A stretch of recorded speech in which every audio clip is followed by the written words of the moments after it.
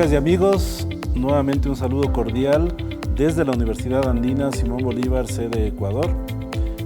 Seguimos trabajando para llevarles a ustedes los mejores diálogos, las mejores conversaciones con personajes muy relevantes que visitan nuestra casa de estudios. En esta ocasión, en un café con el rector, vamos a tener el enorme placer, primero de recibir, de saludar y de compartir algunos temas con el doctor André Noël Roth-Deubel. Él es de nacionalidad suiza, sería suizo en este caso concreto, suizo. Él es graduado, es politólogo, es magíster en ciencias políticas y doctor en ciencias económicas y sociales, mención ciencias políticas, de la Universidad de Ginebra en Suiza. Él ha sido profesor en múltiples casas de estudio, inclusive en Suiza, pero está radicado en Colombia por algunos años, donde es profesor e investigador en la Universidad Nacional de Colombia. Y adicionalmente es profesor de uno de los posgrados muy destacados del área de gestión de esta casa de estudios. Te doy la bienvenida, mi estimado André. Tú tienes un larguísimo recorrido, no solamente como docente, sino también como investigador y como alguien que ha contribuido mucho con sus estudios, con numerosas publicaciones y dirigiendo además equipos de investigación y de trabajo en torno sobre todo a políticas públicas. Te doy la bienvenida y empiezo con una primera pregunta ya para poder escuchar siempre tu criterio tan importante. Bueno, ¿desde cuándo a ti te atrae la temática de políticas públicas y por qué? Bueno, muchas gracias primero, señor rector, por esa invitación y a ese espacio tan importante para la universidad y obviamente para la audiencia.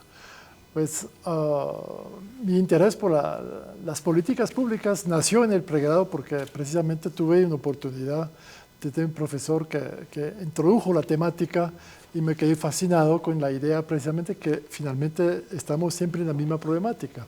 Cómo a pasar de la teoría a la práctica, es decir, de las grandes ideas, cómo las hacemos realidades, ¿no? ¿Y para qué? Entonces, ¿Para transformar esa realidad? Claro, para transformarla, ¿no? Para supuestamente que la idea es mejorar la vida de los ciudadanos. En el fondo es eso, ¿no? La política pública es lo que busca, mejorar la vida de los ciudadanos y la sociedad en general, obviamente, a través de los ciudadanos. Y en este contexto y desde tu perspectiva, ¿la política pública sería algo así como el alma del accionar público, del accionar estatal?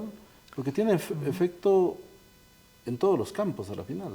Claro, la política afecta a todo. A veces digo eso, pues búsqueme un campo que no está reglamentado por alguna política y casi no existe, ¿no? Como suelo decir, antes de que nazca una persona ya está sujeto de política pública y después de fallecer también, porque finalmente no hay ningún campo que escapa a la acción o la omisión del Estado, porque hasta qué punto una omisión, decidir no hacer, es también una política. Es una decisión de no hacer. Sobre todo cuando es consciente. No claro. Intervenir en determinado Exacto. ámbito. Es una forma de política pública también. ¿Y qué está primero para ti, André? A lo mejor suena hasta un poquito tautológico, porque hablamos de políticas públicas, política pública en singular. La política como decisión para accionar, la de los políticos, la de las máximas autoridades, o está primero la normativa jurídica, porque como que ahí tienes tres elementos que no pueden separarse y que marchan juntos, pero ¿dónde está el inicio de la política pública? Claro, el inicio de la política pública creo que queda en las ideas, es decir, en las ideas políticas, cómo cambiar el mundo, cómo cambiar la sociedad. De la sociedad. Exacto. Luego lo que se hace es cómo traducimos esas ideas en un lenguaje, por ejemplo, jurídico, ¿no? Que es muy importante porque estamos viviendo en sociedades que pretenden vivir bajo un Estado de Derecho, ¿no? Eso implica que no se puede actuar, un funcionario no puede actuar sin que le permita una norma, no puede usar el presupuesto sin que haya autorización específica para tal uso. Entonces, la política pública da las ideas, muestra un cierto camino, una solución factible, posible, y el derecho, pues obviamente, aporta desde su conocimiento, digamos, de de los valores que existen en la sociedad y de la manera como se transforma esas ideas en términos jurídicos para que luego todos los actores administrativos y judiciales pueden actuar en función de esa norma, ¿no? Eso yo creo que son indisociables. Indisociables, ¿verdad? La decisión política, normalmente de quien tiene justamente ese poder, esa atribución para decidir. Muchas veces son los políticos que ganaron el favor popular, que tienen el apoyo de la gente y que luego tiene que, luego de los ofrecimientos de campaña, tiene que llevar a la práctica mucho de lo que ofreció. Claro. Y si no se hace a través de política pública regulada, diríamos, porque ahí entra también el mundo del derecho. Y esto se da en estados, aunque los estados sean diferentes, o sea, si ponemos en un primer plano de comparación al estado liberal, al estado de bienestar, a lo mejor un estado que sea realmente un estado social de derecho, frente a otros que van en otra línea, no son necesariamente del modelo republicano, ¿sirve igual la política? ¿Es igual la política pública? Es decir, la política pública tiene una implicación, yo diría, particularmente clara en las sociedades con cierto grado de liberalismo. ¿En qué sentido liberalismo? No liberalismo económico como tal, pero liberalismo político. En el sentido que haya debates políticos, pero que también que no sea solamente el Estado que se ocupe de todo. Es decir, una política pública no funciona sin la sociedad civil. Mínimamente para obedecer, pero si no obedece no va a funcionar la política pública. Pero generalmente la política pública tiene que contar con la colaboración de diferentes estamentos sociales, ONG, empresas, lo que sea, es decir, toda esta conformación de la sociedad civil que precisamente yo creo que esas últimas décadas hemos retomado, se ha puesto un poco de moda el concepto de gobernanza, ¿no? Gobernanza, ¿qué quiere decir? Gobierno compartido, porque el Estado solo no puede hacer todas las cosas, tiene que colaborar con otras instituciones, aunque sea para la formulación o para la implementación o para pensar precisamente qué hacer, ¿no? Porque en sus inicios el debate era entre planeación y política pública, o planificación y política pública. Para los regímenes, pues digamos, de partido único. Y de control más centralizado. De control más centralizado, puede decir, bueno, hagamos una política de planificación y el Estado hace todo.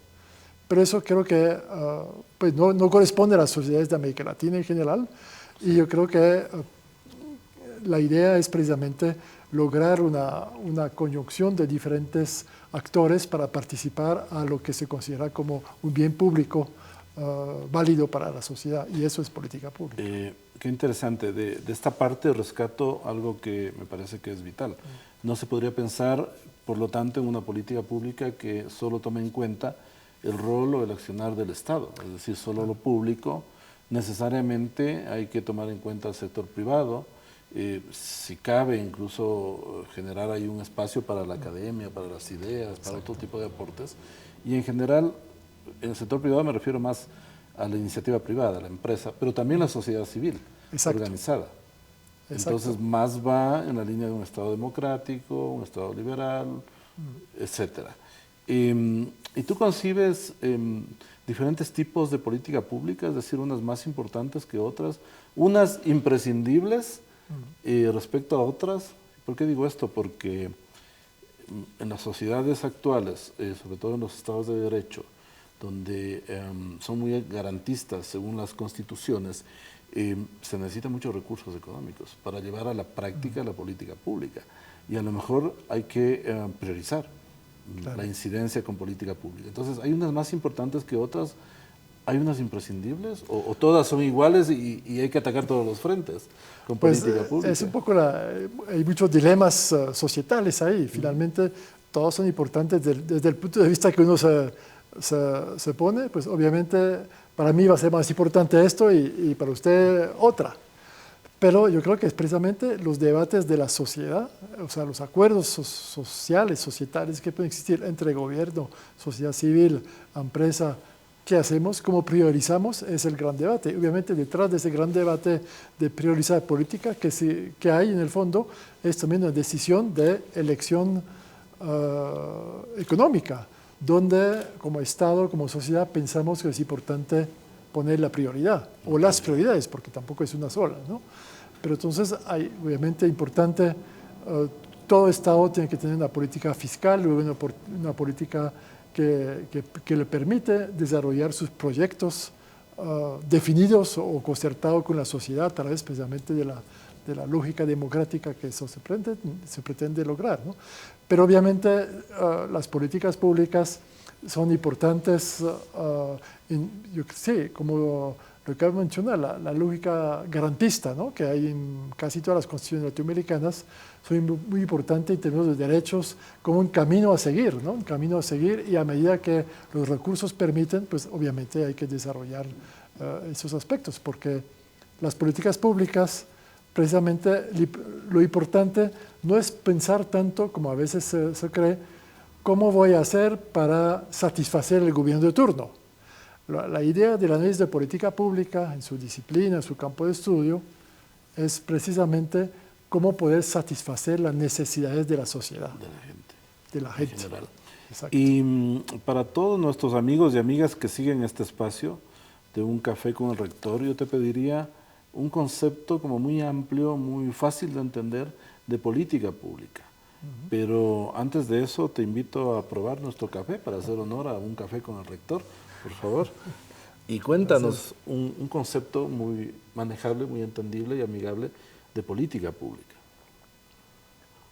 Bueno, yo diría en términos sencillos, porque efectivamente existen muchas definiciones, pero la política pública es la manera de cómo vamos a poder, es decir, cómo transformar un elemento de la sociedad para mejorar y dignificar la sociedad.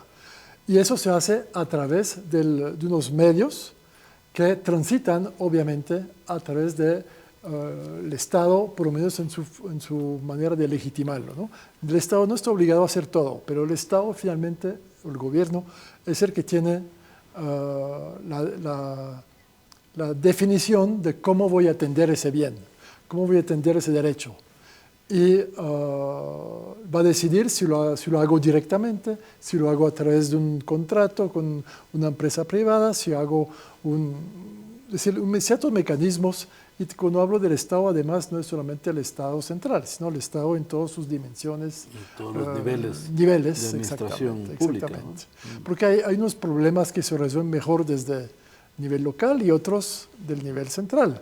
Entonces, esos son precisamente temas de debate. Yo provengo, pues, Suiza, de un país federal, ¿no? Donde muchas competencias son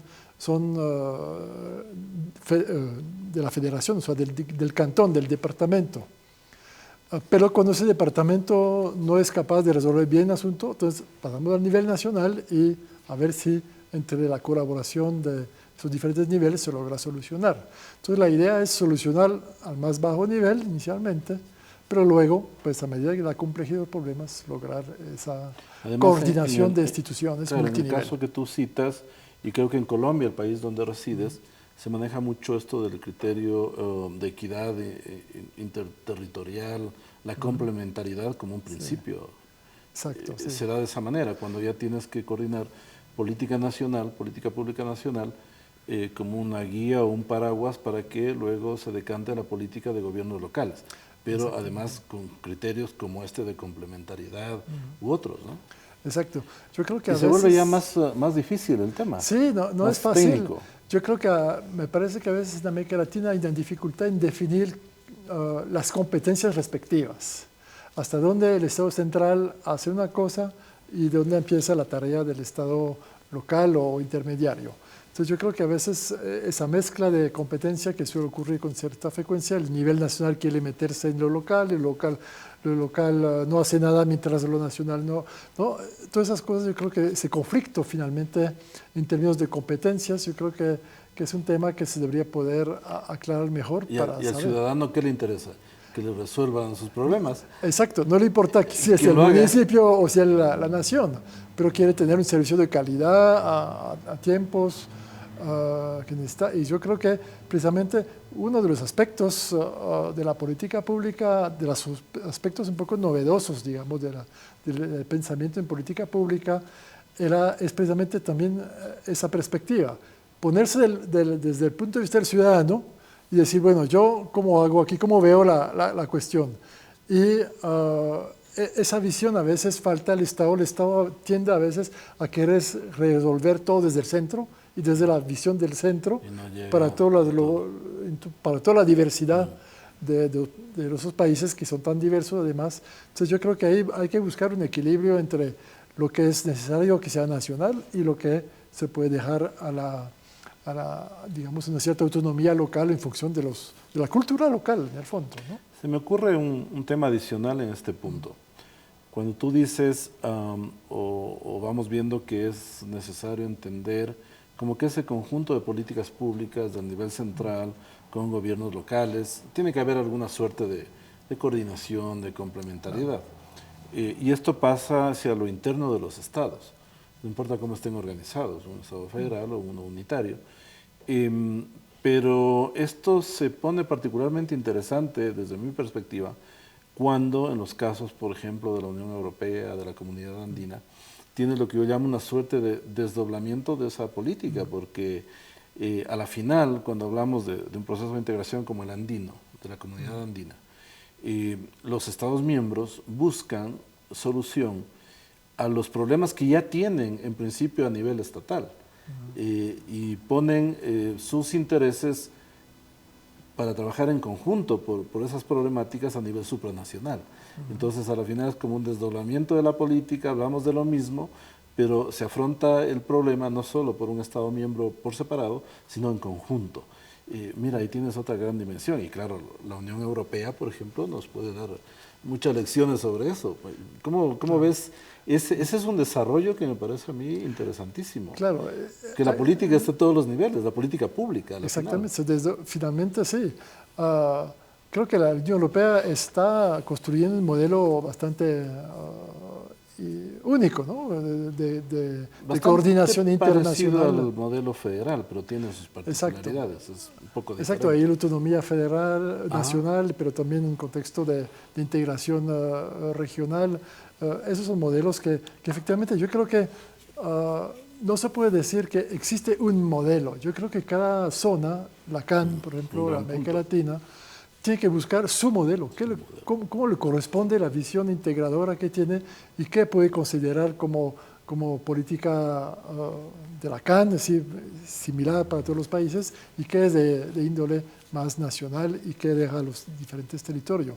Yo creo que son debates, obviamente, creo que América Latina tiene historia entre centralismo y descentralización desde el siglo XIX, ¿no? esa disputa federalismo-centralismo, más precisamente, que como que deja un poco mal sabor el federalismo, ¿no?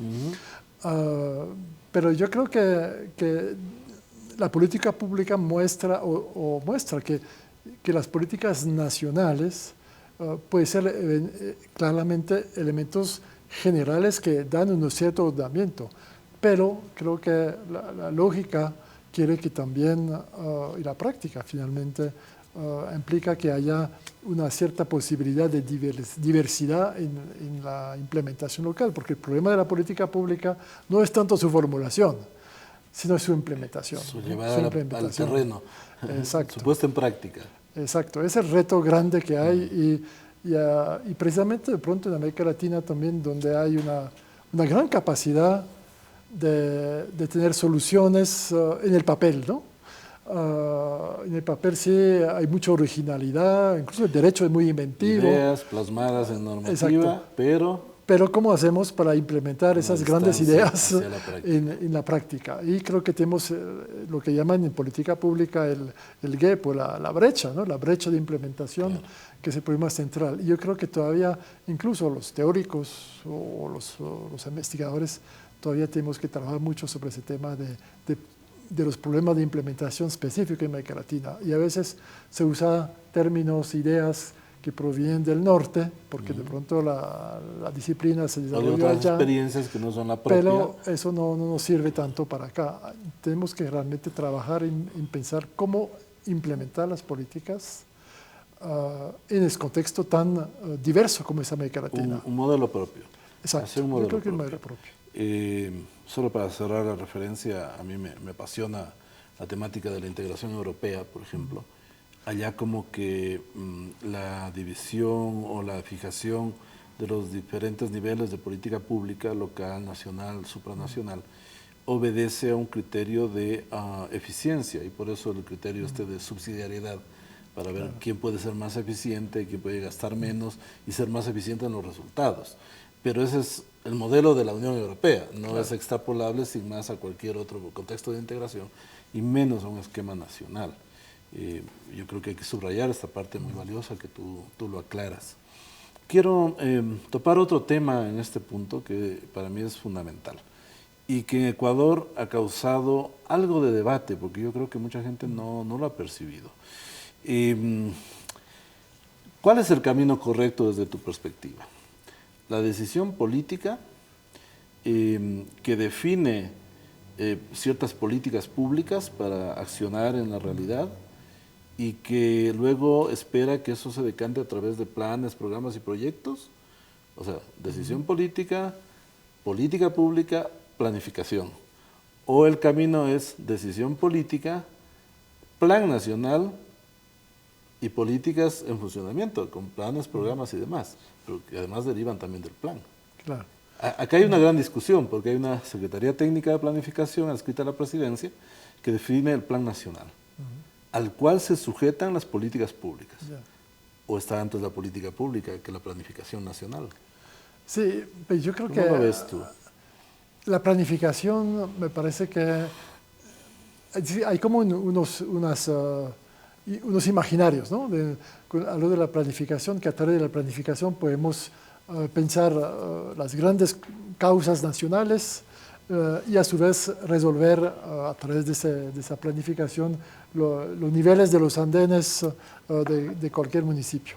Yo creo que ahí está uno de los retos, en el sentido que la planificación o la política nacional debe ser una política general, es decir, que permite ajustes en función de las diferentes situaciones y las diferentes culturas también que se manejan. Yo creo que América Latina tiene un contexto bastante complejo, porque no se trata solamente de lógicas territoriales, sino que solo hay que combinar lógicas territoriales con lógicas poblacionales, ¿no?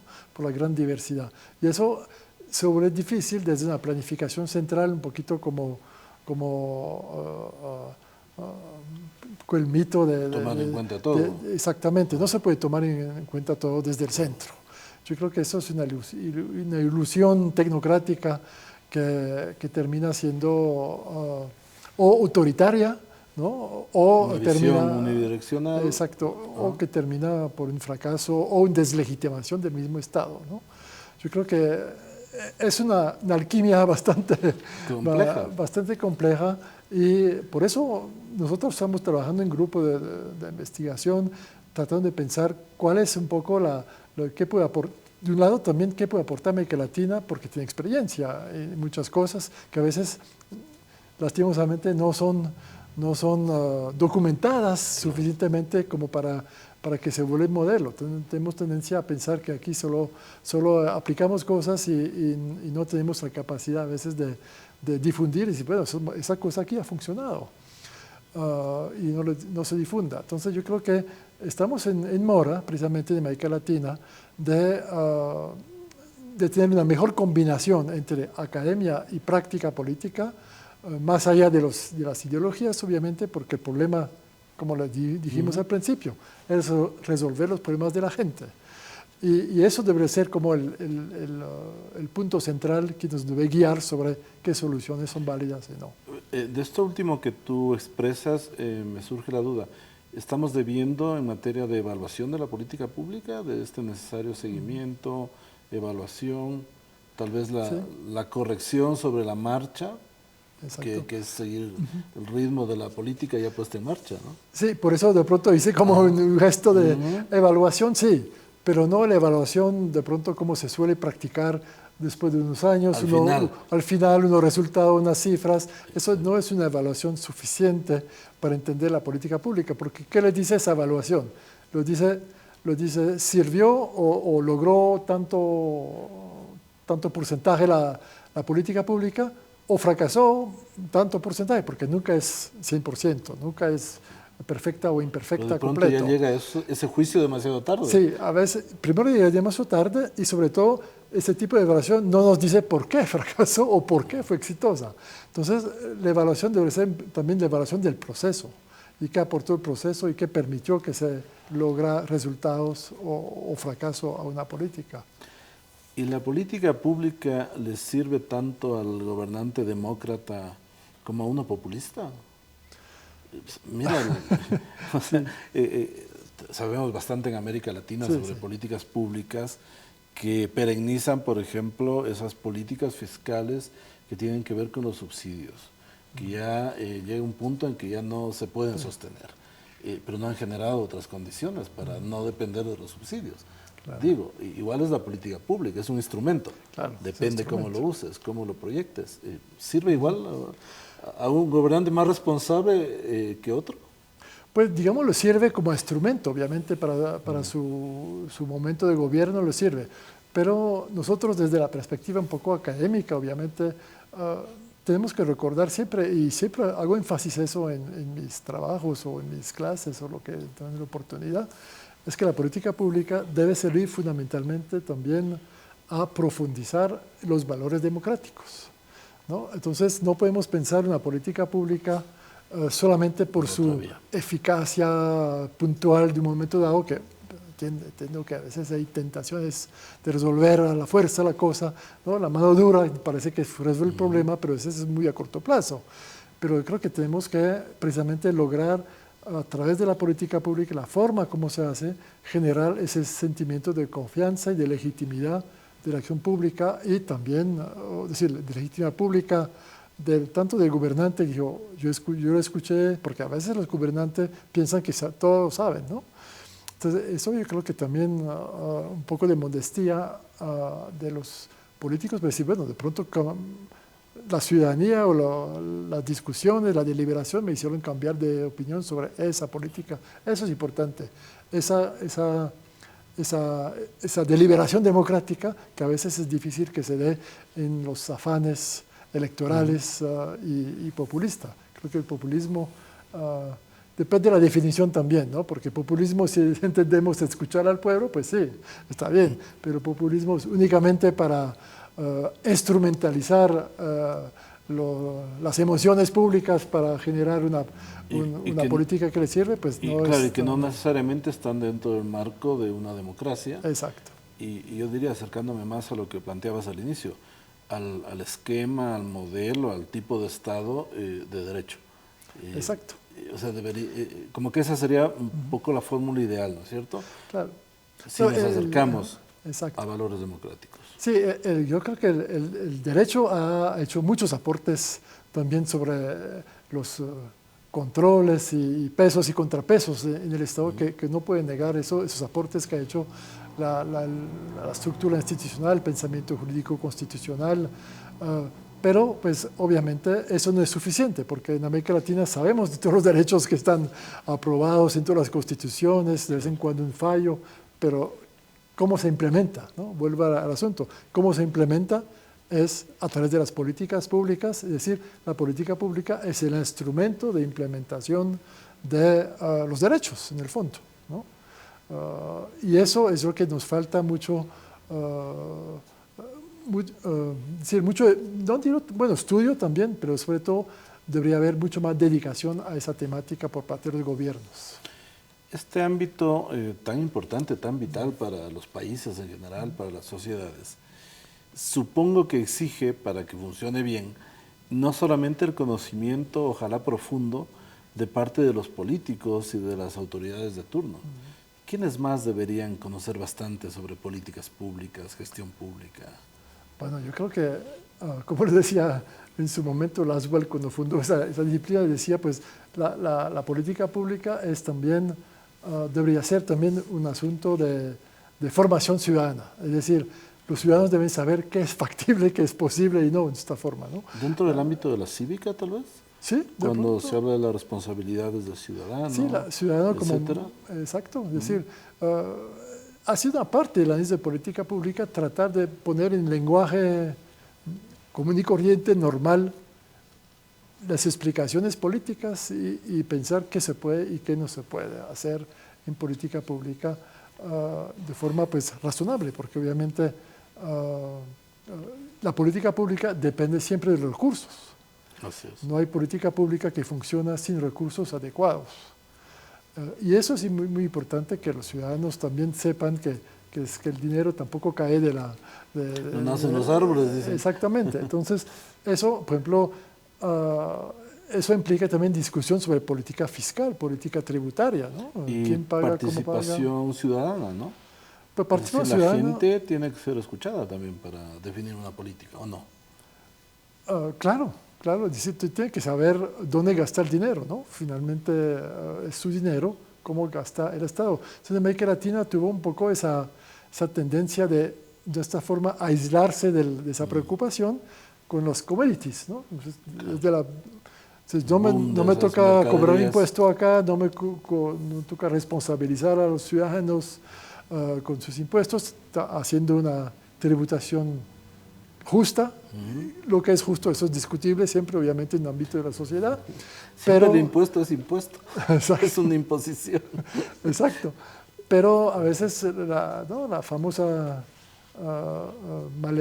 maledicción de las commodities, ¿no? Porque finalmente los estados pueden aislarse, independizarse de la sociedad y con esos dineros pues compran finalmente la sociedad, la compran. Que no se te enfríe el café, ya estamos hacia la recta final de este programa. Mira cómo ha pasado tan rápido el tiempo. Quiero plantearte 3 cosas finales, más puntuales. ¿De qué hablamos cuando hablamos de la política pública basada en evidencias? Que es como un tema de moda, ¿no? Sí, eso es un tema de moda que tengo el cierto, ¿cómo decir? No temor, sino cierta duda. Es decir, la idea de la política basada en evidencia hace referencia a una práctica en medicina, ¿no? Hay que decir, el origen de la política en evidencia es medicina, donde los médicos, pues como saben, ellos empezaron, antes uno confía en médico y es el sabio que lo opera a uno. Además eran los médicos generales, ¿no? Exacto. Así como los abogados que sabían de todo. Exacto. Y ahora tienes para todo. Entonces empezó a haber una práctica en la medicina y dije, no, usted como médico tiene que consultar un poco más de otros médicos y eventualmente revisar las últimas revistas en avances tecnológicos, conocimiento en medicina para poder tomar la decisión y no usted solo como rey. Entonces, en ese sentido, hay algo muy parecido con la política pública, por eso se hizo la transferencia. Sí, es bueno para ejemplificar. Exacto. Es decir, hay que tomar decisiones de política pública conociendo otros casos, pero también hay que tener en cuenta que la política pública no es como la medicina. El cuerpo humano es más o menos similar de un medio a otro. La política pública creo que tenemos contextos muy diferentes y entonces hay que usar la evidencia, pero con prudencia, diría yo. Entonces, no hay que confiar, 100% a esa lógica de evidencia que de pronto no son tantas. ¿Y es la evidencia de lo que está pasando en la realidad y respecto a lo que hay que incidir? ¿A eso se refiere esa evidencia? La evidencia la usan como una prueba, ¿no? Que si funcionó en Tahití, entonces va a funcionar en Ecuador. Pues, o sea, prácticas exitosas. Es bueno mirar también eso. Exacto, pero muchas como veces... una línea comparativa. Exacto, pero tienes razón, la idea comparativa. Pero el problema con la política pública es que el contexto siempre es muy diferente. Entonces, ahí a veces las condiciones. Exacto, el personal. Entonces, eso a veces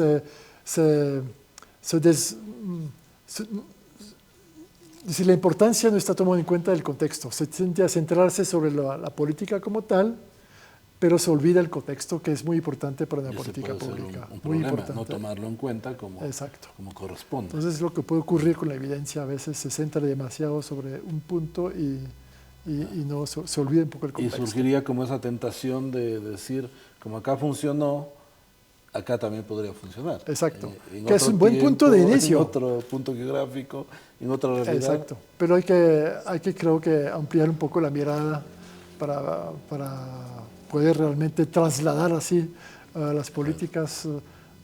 No funciona así, mejor dicho. No funciona así únicamente con el ejemplo de otro país. André, estamos viviendo en medio de una nueva revolución tecnológica, según muchos dicen, ¿no? ¿Cómo la tecnología juega un determinado rol en este mundo de las políticas públicas? ¿Cómo pueden ayudar?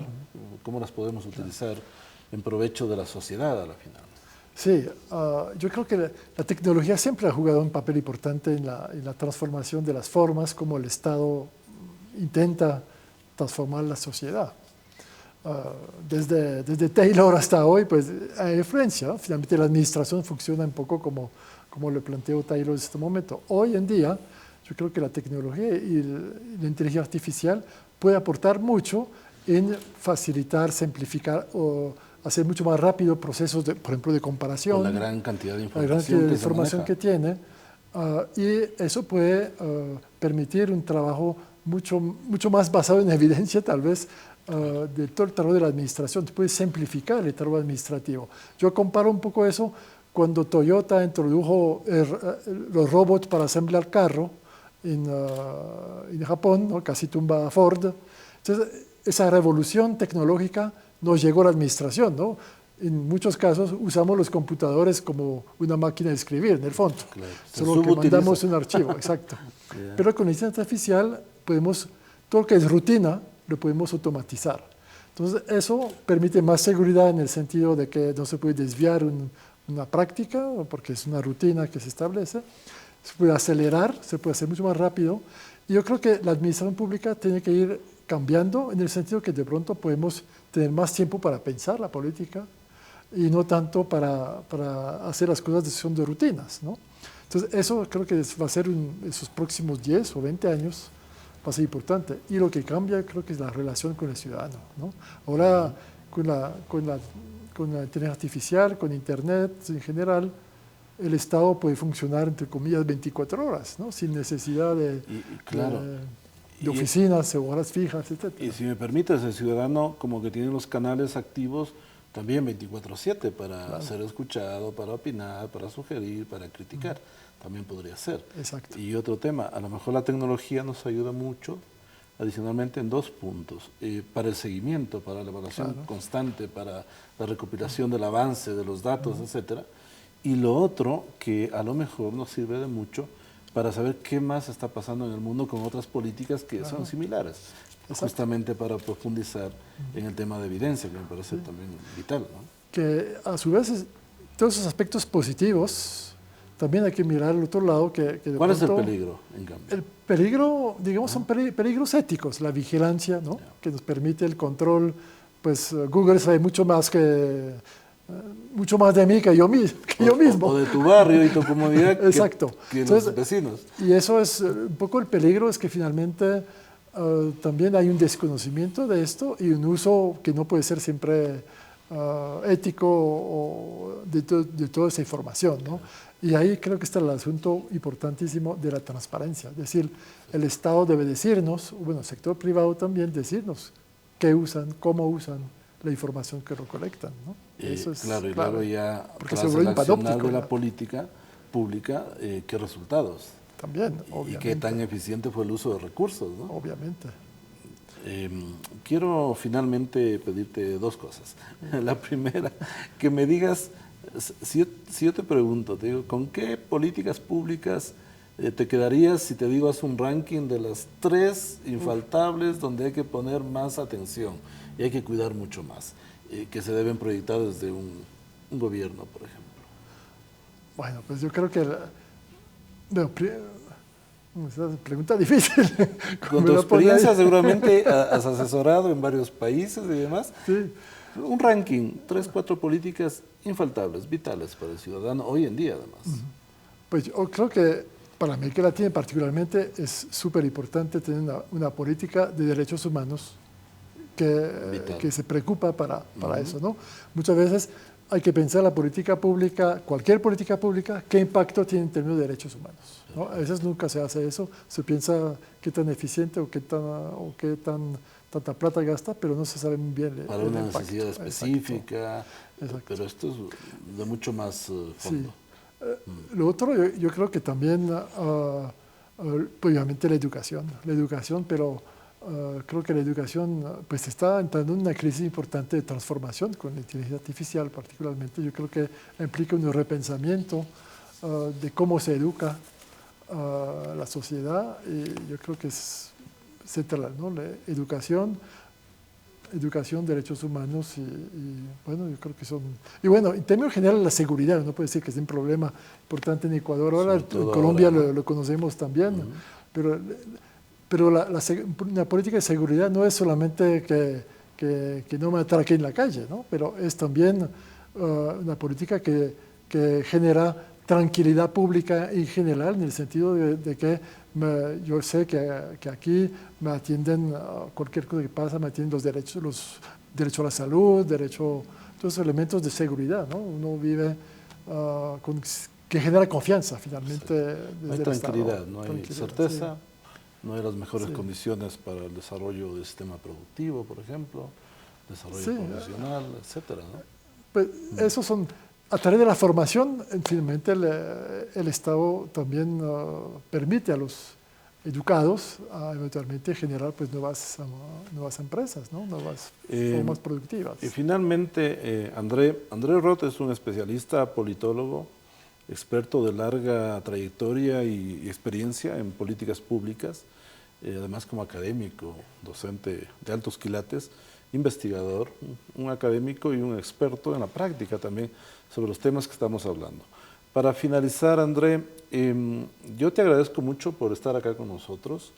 Tú has sido testigo y un actor fundamental hoy, precisamente, cuando arrancamos el funcionamiento de un nuevo taller en la Universidad Andina que va a versar sobre gestión y política pública, tema ciertamente vital para la sociedad actual, al igual que otros talleres de alto nivel que estamos implementando en la universidad, para que la universidad tenga voz, para que la universidad incida en la realidad. No solo es la adaptación, la innovación, la reinvención hacia un contexto que cambia mucho, sino el deseo y los implementos de la universidad para incidir en esa nueva realidad. Quisiera un mensaje para mis colegas, para la universidad, para nuestra comunidad universitaria, respecto a este enfoque nuevo de la universidad, también en el ámbito de políticas públicas, y un mensaje en general para nuestra comunidad universitaria. Sí, claro. Asistí al lanzamiento, al arranque del taller hoy en día. Efectivamente, yo creo que es una iniciativa muy importante porque precisamente entra en esa lógica de la política pública en el sentido de buscar los diálogos con los diferentes grupos o diferentes instituciones que finalmente conforman esa idea de gobernanza. Es decir, el conocimiento hoy en día más que nunca no está ni en el gobierno, ni solamente en la academia, está en todas partes. Hay conocimiento social, ¿no? Las prácticas sociales se generan conocimiento también, la academia tiene su especificidad de conocimiento, el poder político y la administración en todos sus niveles tienen conocimiento práctico de la sociedad y de experiencia propia, que es un saber diferente en cada nivel también. Exacto. ¿No? Entonces, eso yo creo que ese taller que ha inaugurado hoy, me parece que es precisamente una de las iniciativas que permite, o que debería, ojalá esté exitosa, ¿no? Obviamente esperamos eso, que permita generar diálogos entre personas que nunca se hablan generalmente. Entonces, lograr reunir personas, académicos, funcionarios públicos de diferentes niveles, políticos, autoridades, personas de la sociedad civil, en todos sus aspectos, personas que provienen de las regiones, etcétera, para no pensar siempre la política como un problema de centralización, y ponerla a dialogar, y lo aseguro que ese formato de diálogo, un espacio relativamente restringido, porque otra cosa es el Congreso, otra cosa es la Asamblea, ¿no?